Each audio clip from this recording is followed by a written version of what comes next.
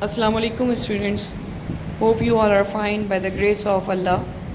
Today we are going to read a chapter from your textbook, A Dead Meat Prophet, which is at page number 82 till page number 93.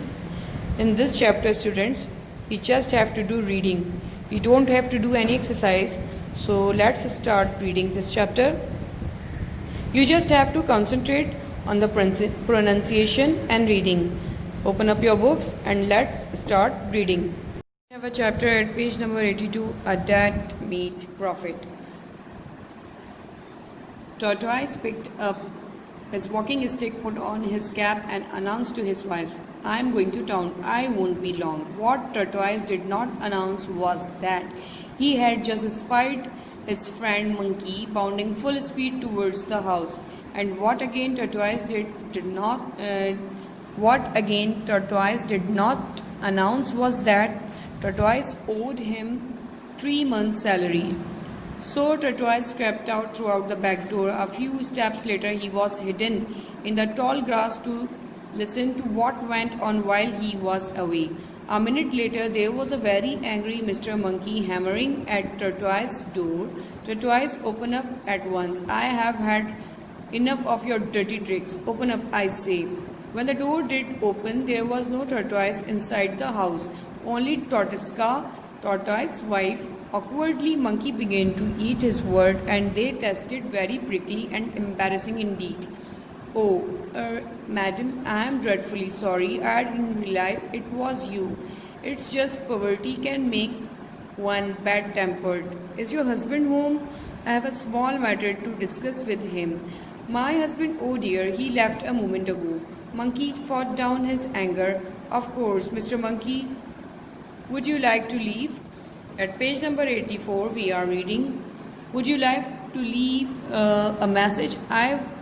I would be happy to pass it on when he returns." "No, madam, just tell him I'll be back, that's all. He'll know what for." Monkey left as hungry as he had come. Now he was also angry. The two feelings mingled inside him, and as if electrified, twitched his long arms this way and that. That Tortoise, if I could get hold of him, I would break his head like a coconut. Tortoise quietly watched his debt collector vanish. At page number 85 we are reading, "Round the bend, a few slow steps, and he was back at his own front door. Any visitors while I was away, my sweet?" he inquired in his most innocent voice. "Only Mr. Monkey," replied Tortiska.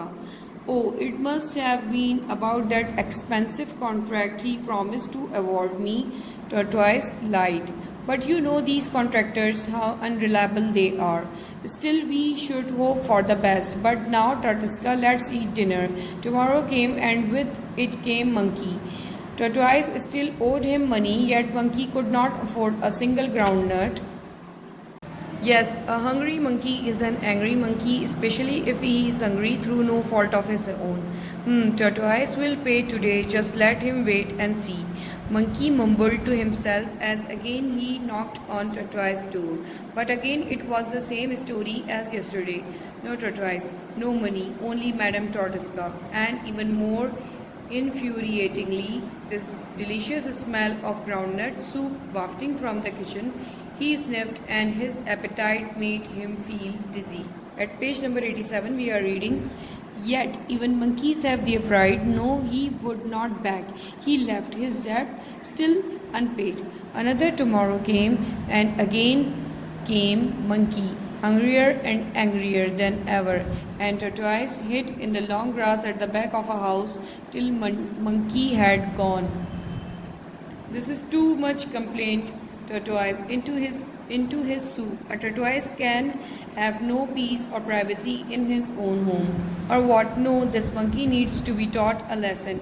And in his trickish mind, Tortoise weighed one trick against another.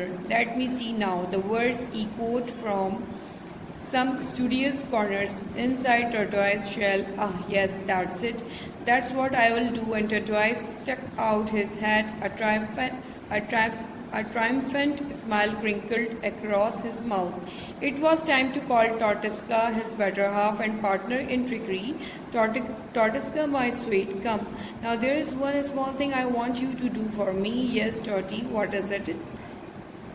This monkey is getting into trouble for his own good. The way he's always disturbing you, I don't like it at all.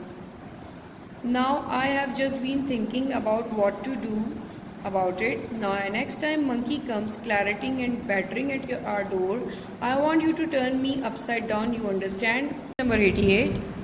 Upside down, laughed Tortuska. Yes, upside down. Don't laugh, I'm serious. Then after you have turned me upside down, place me in the same place that you usually keep your grinding stone. Then when monkey comes, tell him I'm out as usual. Then I'll explain the rest later. However peculiar it was, Tortuska agreed to do what Tortoise had asked. Next day, at the crack of dawn, there was monkey clattering and battering at Tortoise's door and shouting. All right, Tortuska, whispered Tortoise into her ears. You know what to do, now do it. Tortuska lifted her husband into mid-air. 1, 2, 3, and there Tortoise found himself upside down and right in the place where Tortuska usually kept her grinding stone. With his head and feet tucked inside his shell and his shiny flat stomach, you could hardly tell the difference. Bang, bang, bang. Again came monkey's knocks like a machine gun. You could hear the anger side inside them. This time monkey meant business. But Tortoise meant business also. Tortuska opened the door. Where is Tortoise? Monkey demanded without stopping for so much as a greeting. Good morning, greeted Tortuska, nevertheless, bravely and politely standing her ground. No, it is not good morning, Mr. Tortoise. It is a bad morning. Now I don't want any nonsense this time. I said, where is he? Mr. Monkey, I am terribly sorry, but he has gone out again. I can't help it that my husband is such a walkabout. I have had enough. Every time the same story playing me up and down like a small boy, like I am the one who owes him, not the other way around. Well, I won't stand for it. And as if to emphasize his point, Monkey started to jump up and down and from side to side, waving his long arms about like a windmill in a hurricane. He continued his furious dancing and prancing and started to look for something to throw. It didn't matter. Had tugged inside his shell, Tortoise, the grinding stone, was having great difficulty stopping himself for laughing aloud. Mr. Monkey was acting exactly according to plan. Burging his way past Tortuska, first Monkey threw a number 19 we are reading cooking pot. Then he threw some tomatoes, then he threw a bar of soap, and then he threw a grinding stone, or what he thought was a grinding stone. Powered by all the might of Monkey's anger, Tortoise flew through the air like a rocket, scattering leaves and nesting birds along the way. His head tucked safely inside his shell, and he prepared himself for quite a long journey. But even the most powerful rocket has to land sometime. The green flashed past him and the occasional blue blur of sky. Tortoise buried his head still deeper inside his shell and waited for the coming crash. Meanwhile, back inside the house, Tortuska was weeping. So is this how you behave, Mr. Monkey? She sobbed. And to think what was my prize grinding stone, which my Toddy gave me as a wedding present. How am I going to get another one? Oh, Monkey, it is too bad for you. Monkey, who had been so angry before, was now highly embarrassed. His anger had blown itself out. At page number 91, we are reading, like a tornado. Now he felt only regret. After all, it was not Tortuska who owed him money. He bowed his head in shame. Madam, Tortuska, I am so sorry. I just lost my temper. And as Monkey was groping for excuses and eating his words, there was a sound at the door. Tortoise was back from his journey in space. Ah, Mr. Monkey, I'm so glad to see you. Welcome. I have been expecting you all these days. Now so I can pay off my debt. But let me just go and greet my wife. You look like you could do with a decent meal. After all, you have lent me money, and one good turn deserves another. Tortoise went into the kitchen. Then he saw his wife in tears. What happened? Tortoise turned to Monkey and demanded an answer. Oh, Tortoise, forgive me, I beg. I threw your wife's grinding stone into the forest. Threw her grinding stone into the forest? What on earth do you mean? Tortoise recoiled in false surprise. Yes, that is why she is so upset. Monkey hopped. At page number 92, we are reading from one leg to another in further embarrassment. You see, I didn't mean to throw it. Only I was angry because you had not paid my money. But Monkey, how unfortunate. I can hardly believe it. That grinding stone was the very place where I kept your money. Armed robberies are common these days, so I wanted a safe place nobody would think of looking in.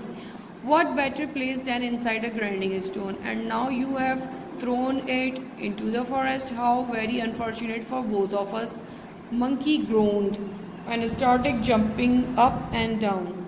If he wanted his money back, what choice had he but to enter the forest and look for it? Back into the trees, Monkey scampered, moneyless as he had come to start his search. Of course, he never found his money or Tatiska's grinding stone, even though it had been standing before him and talking to him only moments before. Tortoise never paid his debt either. Sometimes he hears Monkey swinging and crashing through the trees. Or this story is so old, perhaps it is one of Monkey's great grandchildren.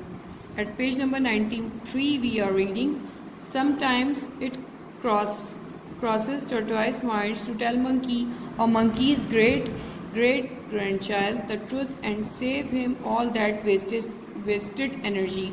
But swinging and crashing through the trees has become such a habit with the monkey that he would probably never listen, not to Tortoise nor to anyone. Next time you see a monkey, try telling him this story and see, you can bet that he will carry on looking even though he has forgotten what for.